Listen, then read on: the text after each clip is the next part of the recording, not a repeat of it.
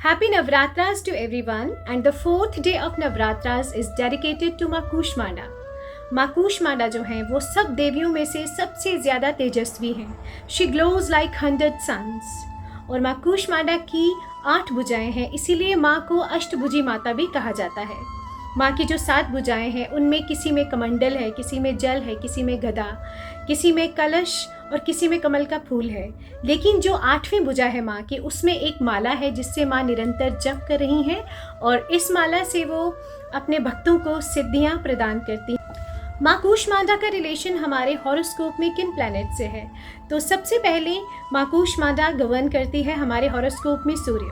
माँ कूष्मांडा का कॉम्प्लेक्शन बिल्कुल गोल्डन है और इस वजह से जो सन की जो भी एनर्जी है वो माँ कूष्मांडा से आती है। She is the source of all the energy and spiritual powers. हमारे में जो कॉन्फिडेंस है, जो पावर, अथॉरिटी हमें लाइफ में मिलेगी वो सन की वजह से मिलती है। और माँ कूष्मांडा की पूजा करने से सन आपका हील होता है और वो आपको ये सारी पावर्स, ये सारी स्पिरिचुअल पावर्स और सोसाइटी में आपको जो एक रुतबा देता है वो सूर्य देता है।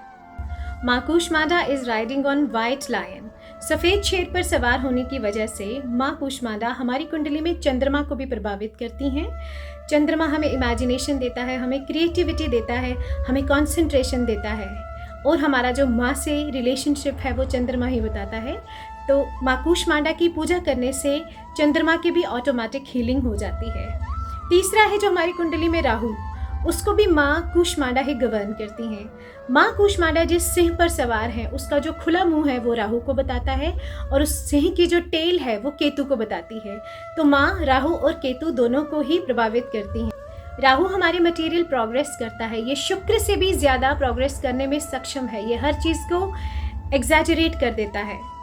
और हमें जो सडन गेन्स होते हैं, लॉटरी में हम जीतते हैं, जुए में हम जीतते हैं, ये सब राहु की वजह से ही होता है। पॉलिटिक्स में कोई कितना चमकेगा, शो बिजनेस में कोई कितना अच्छा करेगा, जो भी हमारे एक्टर एक्ट्रेसेस होती हैं इनका राहु कहीं ना कहीं सिग्निफिकेंट होता है अलॉन्ग विद वीनस।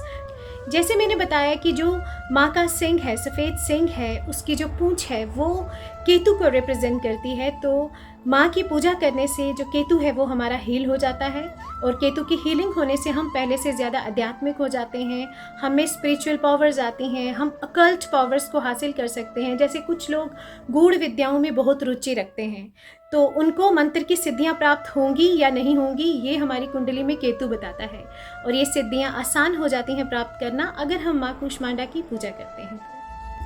माँ कूष्मांडा गवर्न्स हार्ट चक्र, जिसे हम अनाहत चक्र कहते हैं, which is in middle of the chest. तो माँ कूष्मांडा के मंत्र के निरंतर जाप से आपका जो अनाहत चक्र है वो हील होना शुरू हो जाता है और जब अनाहत चक्र की हीलिंग होती है तो आपको एक लाइफ में हैप्पीनेस आना शुरू हो जाती है।